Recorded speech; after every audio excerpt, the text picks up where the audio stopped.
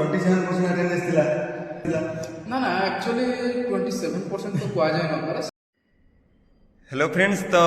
आज आपण मान सामने जी अच्छा से दुई जन जीजीयू कि एमएड क्वालिफाई करछंती। तो आज से एक्सपीरियंस शुणा केमी कौन प्रिपेरेसन करते जीजीयू गलापर से काउंसलिंग प्रोसेस केमी कौन फेस करते, तो यार पूरा डिटेल्स विवरणी जाना। तो प्रथम प्रीतिरंजन महंत एवं सेकेंड दी आमर स्मृति, तो शुणा एक्सपीरियंस। समस्ते गुरु घासीदास यूनिवर्सिटी नाम गोटे सेंट्रल यूनिवर्सिटी जोटा कि आपंकर बिलासपुर जस्ट 4-5 किलोमीटर दूर ही अच्छे। आपंकर से यूनिवर्सिटी भी भल टे पुराना यूनिवर्सिटी, केवल तार गोटे मेन प्रोब्लेम रहा जोटा कि आप हॉस्टेल व्यवस्था तार एक्चुअली जितकी गुड़ा डिपार्टमेंट खुलगला से अनुसार तार हॉस्टेल व्यवस्था ठीक से कर जोटा दुखित आम समस्ते।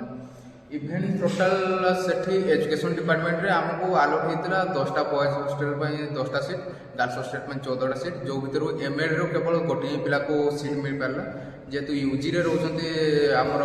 बीएड पिला माने सेमानकु मिल जाइथिला अन्य सीट गुड़ा आ बीएचडी रो 2टा सीट दे आ तार सीट मैट्रिक्स भी के यात्रा रखती ऑन रिजर्व केवल बॉयज रो 4टा ही सीट रखती, गर्ल्स रो टिके अधिकार हुए। देन रहा आपको हॉस्टेल व्यवस्था छाड़ी जदि आप टोटाल जीजीयू रो एकेडमिक्स देखिए कि तार इंफ्रास्ट्रक्चर देखिए सेमती किसी खास नुह। जी बिल्डिंग गुड़ा थी सब माने डिपार्टमेंट वाइज प्रत्येक स्कूल वाइज डिपार्टमेंट गुड़ा सब अलग अलग जगह रखते। जमीक सबुठ शेष लाइन रखते था इलेक्ट्रिकल इंजीनियरिंग एवं मेकानिकल सेपट साइड एपट साइड फार्मासी, देन अलग इंजीनियरिंग जी डिपार्टमेंट पड़गला से गुड़ा गोटे लाइन रखते। देन तार जस्ट साइड रहा आपंकर एजुकेशन डिपार्टमेंट, तार सेकेंड लाइन को गलापर जाकि अलग अदर स्टेट माने अलग जी भी डिपार्टमेंट रहा जमीक आप फिजिक्स केमिस्ट्री आर्ट्स डिपार्टमेंट से गुड़ा ओके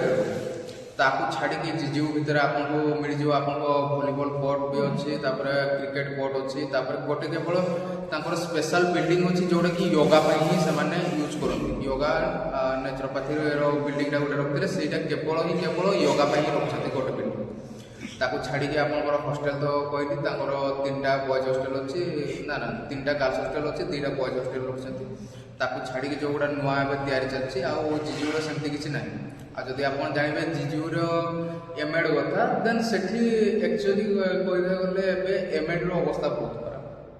माने स्टूडेंट को एनरोलमेंट बहुत ही कम रोचे से हिसाब से कटअप तार बहुत धीरे धीरे कमी गला। जमीक एवं भी जेनराल कटअपटा से लास्ट 3rd मेरिट लिस्ट 120 तौक नहीं जाते। एसटी एससी कटअप से 50 पाखी पहुँचे सारे। तेणु तार कटअप भी सेमती किसी ना जे आपको जीजीयू सीट कन्फर्म करने जदि आप एजुकेशन डिपार्टमेंट रे करने चाहते एमएड रे एते सीट दरकार ना। तो नेक्स्ट रहा क्वेश्चन जो आप प्रीतिरंजन आम ये आपको रखा चाहबू आम नेक्स्ट क्वेश्चन अच्छी। आप तो सेंट्रल यूनिवर्सिटी ऑफ ओडिशा भी पढ़ी एवं एवं सेंट्रल यूनिवर्सिटी ऑफ गुरु घासीदास रे भी एडमिशन पाई। तो सेठी दीटा भीतर कैंपस रे कौन डिफरेंस देखा पाइले जी भी एक्सपीरियंस गेन कर गुरु घासीदास रू, तो तुमको कौन लगुच यार कैंपस डिफरेंस कौन रही? जदि आप देखिए कैंपस अनुसार जदि आप इंफ्रास्ट्रक्चर को नौकरी then central university of Odisha जो टाइम आम एकेडमिक सेसन था 2023-25 से भितर एकेडमिक ब्लॉक जोड़ा नुआटा तैयारी होता। तो आम जी भी पढ़ी सब आजबेस्टर घर गुड़ा ही था, केवल 2टा एकेडमिक रखते जोड़ा कि आजबेस्टर घर गुड़ा कहते चलो से गुड़ा भी पुणी रखी जो घर गुड़ा से गुड़ा भाग भाग करके रखते। गोटे गोटे एकेडमिक बिल्डिंग गुड़ा जो गुड़ा छोट छोट था से भितर 3टा-4टा डिपार्टमेंट को रखी दूसरे। इभेन किसी गुड़ा डिपार्टमेंट थे जमीक आपंकर आंथ्रोपोलोजी बीसीएनआर देन आपंकर जूलॉजी बोटानी ताको छाड़ी भी डेयरी फार्मिंग से गुड़ा किसी डिपार्टमेंट रोता जो मान कि निजस्व क्लासरूम नाला जो मान कि पाड़ी अनुसार क्लास होता। गोटे पाड़ी क्लास हम बीसीएनआर जदि हम आ गोटे क्लास आंथ्रोपोलोजी हम से टाइप इंफ्रास्ट्रक्चर प्रोब्लेम रही। किंतु एवं नुआ बिल्डिंगटा 5 तारिख दिन धर्मेंद्र प्रधान सर आसिक इनागुरेसन कलापर गोटे प्रकार चलो, किंतु इंफ्रास्ट्रक्चर जीजीयू बहुत पछरे अच्छी आम सेंट्रल यूनिवर्सिटी ऑफ ओडिशा। जदियो तापर जदि आप टीचर को नहीं कहे जे केमती कौन हाँ फैकल्टी मान बिहेवियर केमती रही जीजीयू जदि आमर ओडिशार कंपेयर करवा मु अलग डिपार्टमेंट कहूनी एजुकेशन डिपार्टमेंट रे आमर थिले 13 जन फैकल्टी थिले से भितर जणे प्रोफेसर 3 जन असिस्टेंट प्रोफेसर और अन्य माने सब असिस्टेंट प्रोफेसर रहिथिले एवं गेस्ट फैकल्टी रहिथिले 3 जन किंतु जदि जिजु रे से मार्फत देखा पई जिवे जिजु रे या अपेक्षा के अधिक संख्या रे रखचंती ताकर विशेष की एसोसिएट प्रोफेसर 4 जन थिले मु टिके आपन एठी रखिया जेबी मो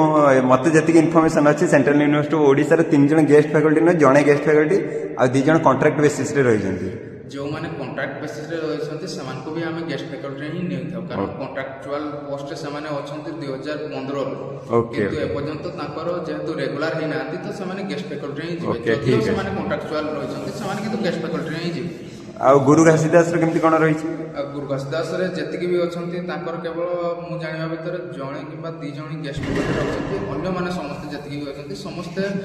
रेगुलर टीचर रे अछंती एवं समस्त भलो क्वालिफाइड भी अछंती आ आम एठी जति देखिबा मु जानिबा भीतर हमर पीएचडी स्कॉलर थिले बहुत कम 8 जन पाखपाखि किंतु सेठी पीएचडी स्कॉलर पाई भी भलो सिस्टम रही अछि जिजु रे ताको छाडी के भी अपन जति देखिबा आमर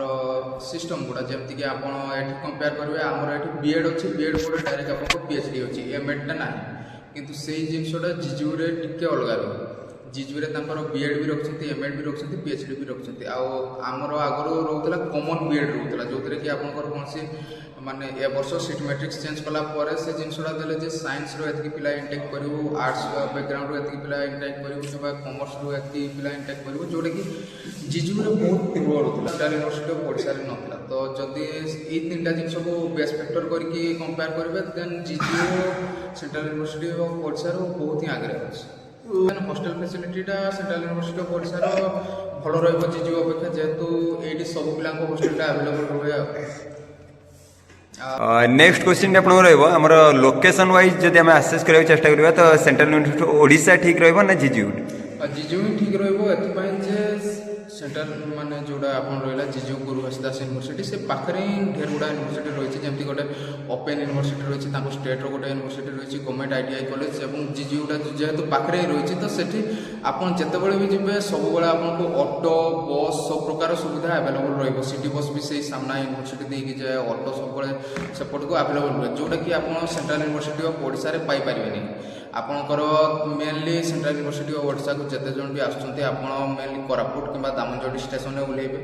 जदि दामनजोड़ी रे उलोचंते देन आपन को ऑटो लोकल मिलबनी आपन को भड़ा रे ही आनिबा पई पड़िबो रिजर्व रे आनिबा पड़िबो जहार कि सेटा कॉस्टली रुए आपन को 450 रु 500 मिनिमम रे भी नै जानते जदि आपन कंसेशन कले आ जदि कंसेशन न कले ताले 600 ऊपर को नै जानते आ जदि कोरापुट भी आसबे सेही सेम जदि रिजर्व करिक आसबे सेही किंतु से जिनसोडा जिजु रे बेटर जे आपन जदि भी स्टेशन रे उली गले स्टेशन आपन को सब बेले अवेलेबल रहे ऑटो सिटी बस सब अवेलेबल रहे तेणु लोकेशन दृष्टि जिजुटा ही बेटर रहइबो जेतु सेटा सिटी ऊपर अछि आ एटा गोटे रिमोट प्लेस रे रहिछि ओके लास्ट क्वेश्चन टी रहइबो जो एमएड पई कि आपण प्रिपेयर करूथिले एवं एग्जाम मध्ये देखि जो क्लियर करले तो सेथरे क्लासरूम रो भूमिका कोन रहितला ना निजेर सेल्फ प्रिपरेशन ही बहुत हेल्पफुल रहितला ए क्वेश्चन रो आंसरटा दबाटा टिके विवादित हो जाय पारे एथि पई जे ए क्वेश्चन रो आंसर दबा पई मु मो निजको ठीक भाबुनी कारण मु अधिकांश क्लास जेतु स्किप कर देइथिली से हिसाब रे मते जणा नै जे क्लास रो एक्चुअली केते पर्सन पार्ट आमो एग्जाम रे आस्ता मु जति के देखिबा भितरे जति के क्वेश्चन रो पर्सन आस्ता से भितर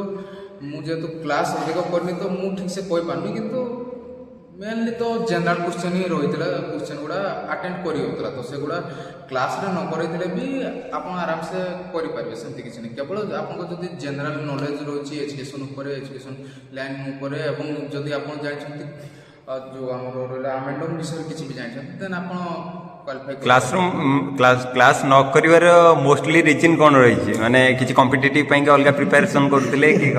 ना ना सेमिति तो किसी रीजन नथिला मेनली एटा रहउतला जे मते क्लासरूम एनवायरनमेंट एते भल लागना तरा से इंफ्रास्ट्रक्चर पई हो किबा एपट साइड मते पसंद न लागतवा हो मते आम यूनिवर्सिटी रो क्लासरूम गुडा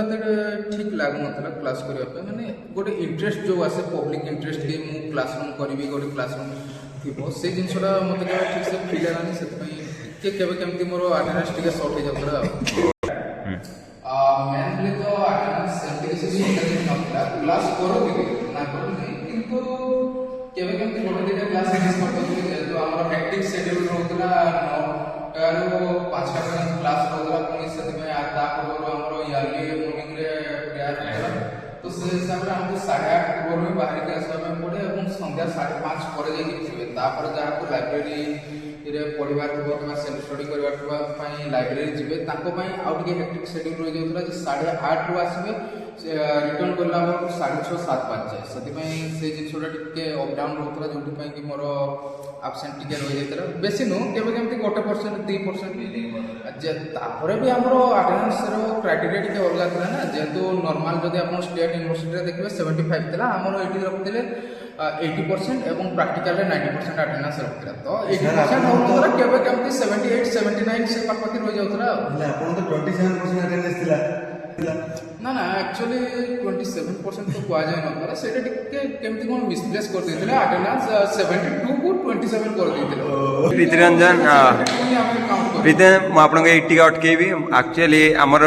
କୋଶ୍ଚିନ୍ ଯାହା ଥିଲା ମାନେ କେମିତି କ'ଣ ଜିଜିୟୁ ପାଇଁ ପ୍ରିପାରେସନ୍ କରିଥିଲେ, ତ ମୋଷ୍ଟଲି ଆମେ ଜାଣିବାକୁ ଯାହା ପାଇଲୁ କି କ୍ଲାସରୁମ୍ରୁ ତ କିଛି କିଛି ଜାଣିଥିଲେ, ସେଇଟା ଆପଣଙ୍କ ଫଣ୍ଡାମେଣ୍ଟାଲ ବିଲ୍ଡ କରିଥିଲା ଏବଂ ତାପରେ ଆଉ ନିଜର ସେଲ୍ଫ ପ୍ରିପାରେସନ୍ ଫଳରେ ହିଁ ଆପଣ ଏଇ ଜିଜିୟୁ ପାଇଁକି ଏମ୍ଏଡ୍ କ୍ଲିୟର କରିପାରିଛନ୍ତି। ବହୁତ ଖୁସି ଲାଗିଲା ଯାହା ଆପଣ ଜିଜିୟୁ ପାଇଁକି କ୍ଲିୟର କରିଛନ୍ତି ଆଉ ପରେ ଗୁଜୁରାଟ ଏସବୁ ପାଇଁ ବି ଆପ୍ଲାଏ କରିଛନ୍ତି। Thank you so much.